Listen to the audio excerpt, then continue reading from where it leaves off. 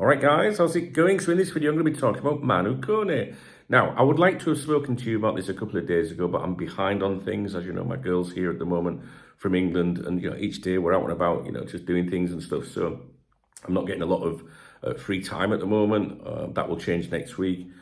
She's currently in bed, so I'm able to jump on and do some videos. She's encouraging me to do the videos and the streams and everything, but I need to enjoy life a little bit as well. So we are going to touch on Manu Kone, but I'm sure you already know about this, so I don't want to make out that hey guys, I've got something, you know what I mean? So basically, a few days ago, I read that he had become available again. He'd expressed a desire to leave Borussia Mönchengladbach. And the director there, sporting director, Roland Verkus, has confirmed that he has asked to leave this summer. He wants to go this summer. And he did so. It wasn't just this week. They were aware of it. Sorry, I've got loads of different things on my screen here. So anyway, we'll stick to the quotes that the sporting director there said. Manu Kone told us quite early on that he would like to leave the club, but there is no movement there either. So obviously he must have been talking about other transfers and that. In this particular one, so there's no movement there.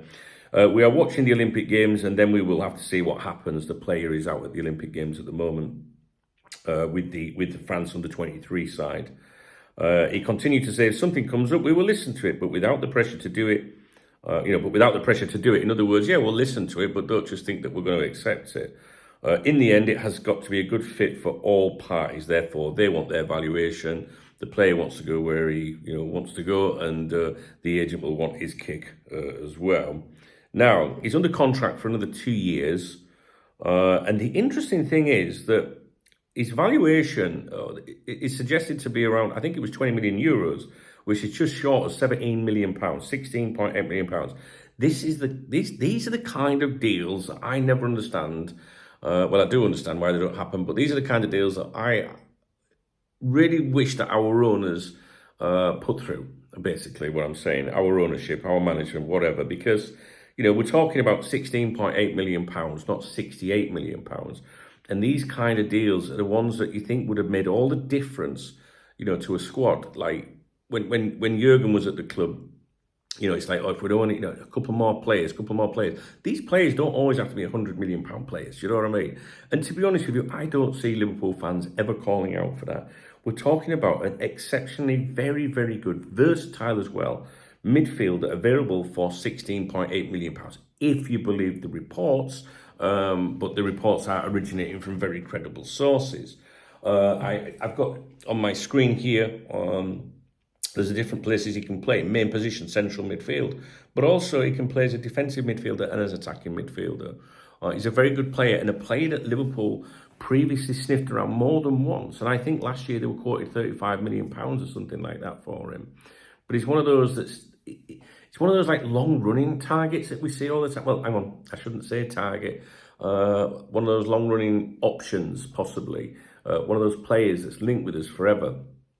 It was like Kefren Thuram, wasn't it, at the same time? Manu Kone, will we, won't we? Do you know what I mean? And I don't know, but I see, quality, as Rafa Benitez would say, for sure. I see a quality player and available at a very, very reasonable price. But then they start, the club, they don't just, we've got to not just look at the 16.8 million. We know that there's salaries involved and kickbacks for agents and all that. I get it all. But this Liverpool Football Club, £16.8 million. We could have signed that player 20 years ago for that price. It's just a fucking joke, man. Oh, it doesn't matter. Okay, maybe we don't need him then. Okay, maybe Arne Slot's still assessing his squad, to see, how good the players are he has in his squad, because he needs to do that, right? Because he's only just been appointed head coach. I mean, he wasn't assessing his squad months and months and months ago when he knew that he'd hit the big time and got the Liverpool job, right? So, And then conversations he had with Jurgen Klopp. Jurgen didn't tell him about, anything to do with the squad that Arne Slot's still assessing in August to see if there's anybody he'd like to add to his team. This isn't a dig at Arne Slot, you know that, right? I like this guy. I'm looking forward to the management, his coaching. This is a dig at just what the club want you to the line they want you to follow. And you know it's a fucking line that they want you to follow because it's the clicky journalists, the LFC click that I call, that are coming out with this line continually. So they're being briefed, this is, that one thing that's being said all the time. I don't believe all that shit. Anyway, I'm going to start ranting. But listen, I'm still keeping the faith. I've made videos today about Anthony Gordon. I think you should go and look at that. To be honest with you, at least. And the Joe Gomez one, I think you should look at both of those. But listen, I've maintained, my sanity.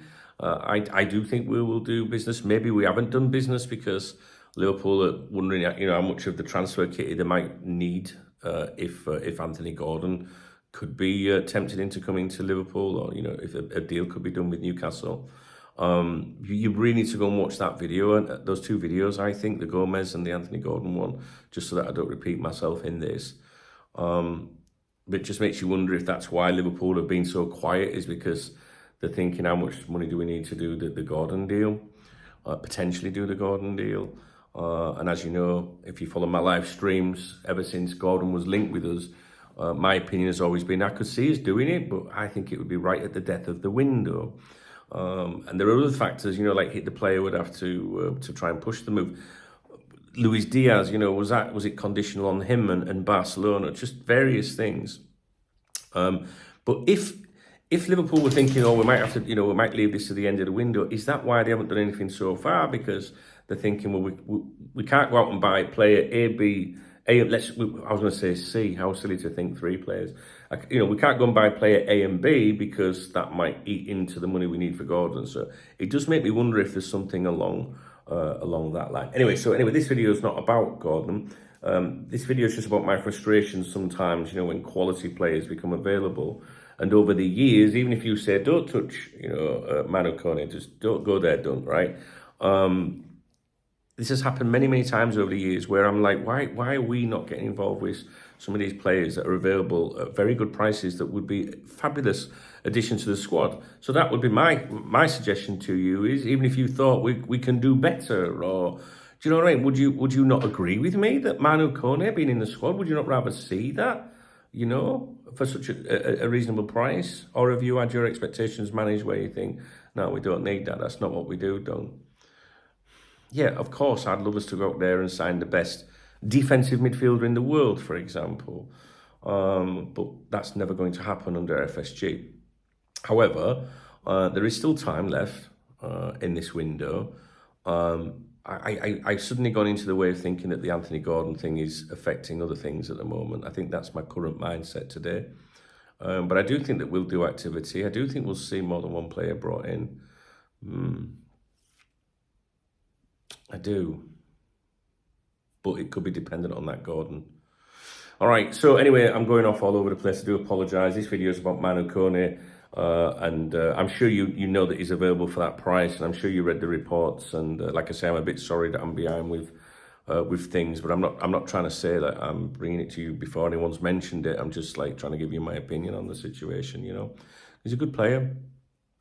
All right, I'll leave it with you. Oh, AC Milan are heavily linked with him, by the way. I don't know if you're aware of that.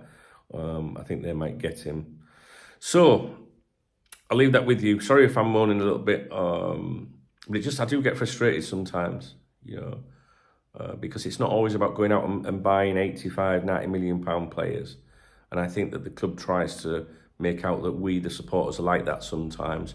Jurgen Klopp himself did it, didn't he, when he was talking about fucking Ferraris and we can't go out and buy 100 million pound players. I've never heard anybody ever associated to the fan base say anything like that.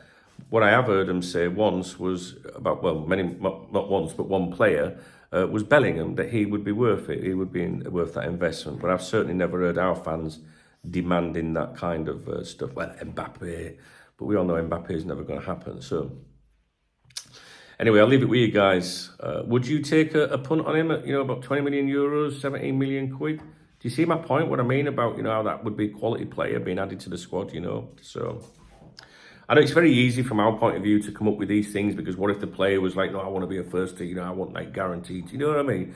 Or my opportunities are maybe more, I could maybe get more action in Italy. so I know it's not just like popping to the shop and buying a thing of milk or something, a bottle of milk. But it's every single time these players that are in a very good value become available, we never seem to do anything for them, with them. Do you know what I mean? So they can't, every single one of those players can't be like, oh, I don't want to go and play for Liverpool, sit on a bench or something. He's fucking good enough to be in the first team anyway. You know what I mean? He's a brilliant player. So, Remy's chewing a bone, if you're wondering what that noise is. That's my rescue dog. Okay, guys, I'll leave you with you. Sorry if I'm a bit, but I think you understand what I mean with this. If you appreciate the video, please thumbs up the video. Please drop me a comment about Manu, Kone, and can you relate to anything I'm saying here?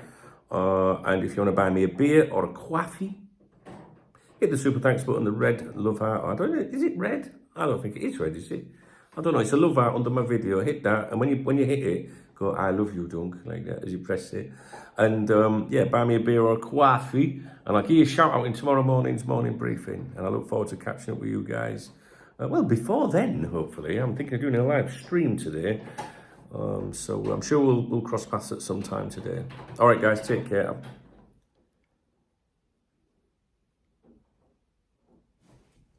He stopped chewing the minute I looked at him. Did you hear that? And now he's dropped it. He's like, I'm going to get my ass kicked. I can't remember what I was saying. I'll catch you later. All right.